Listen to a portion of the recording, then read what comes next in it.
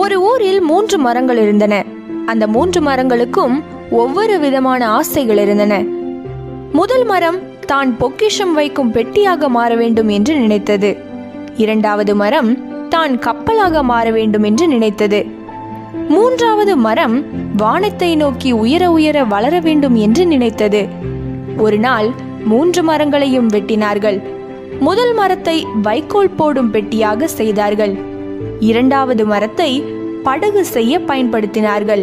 மூன்றாவது மரத்தை குற்றவாளிகளை கொலை செய்யும் சிலுவையாக படைத்தார்கள்.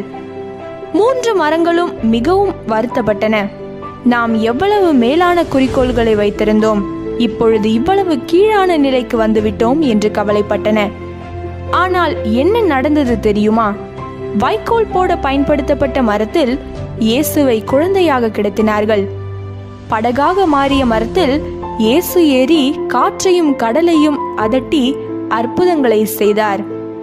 மூன்றாவது மரத்தில் செய்யப்பட்ட சிலுவையில்தான் இயேசு கிறிஸ்து மரித்தார். 3 மரங்களும் இயேசு கிறிஸ்துவின் பரிசம் தங்கள் மேல் பட்டதை நினைத்து மகிழ்ந்து சந்தோஷத்தின் உச்சிக்கே சென்று விட்டனர். நாமும் எதிர்காலத்தில் நமக்கு என்ன நடக்கும் என்றே தெரியாமல் இப்போது நடக்கும் ஏமாற்றங்களை நினைத்து வருத்தப்பட்டு கொண்டிருக்கிறோம்.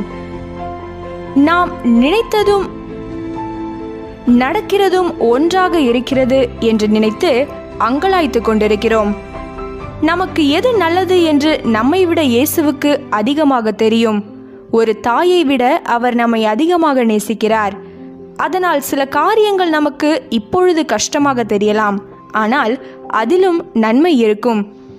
அந்த மரங்கள் தங்கள் ஆசைப்பட்டதை விட அதிகமான நன்மை அடைந்ததைப் போல நாமும் தேவனிடத்தில் நினைத்ததை விட கேட்டதை விட அதிக நன்மைகளையும் ஆசீர்வாதங்களையும் பெற்றுக்கொள்வோம் என்ற நம்பிக்கையுடன் பொறுமையாய் காத்திருப்போம்.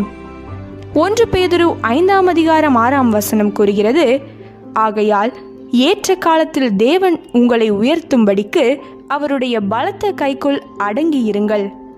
கர்த்தர் உங்களை ஆசீர்வதிப்பாராக. ஆமேன்.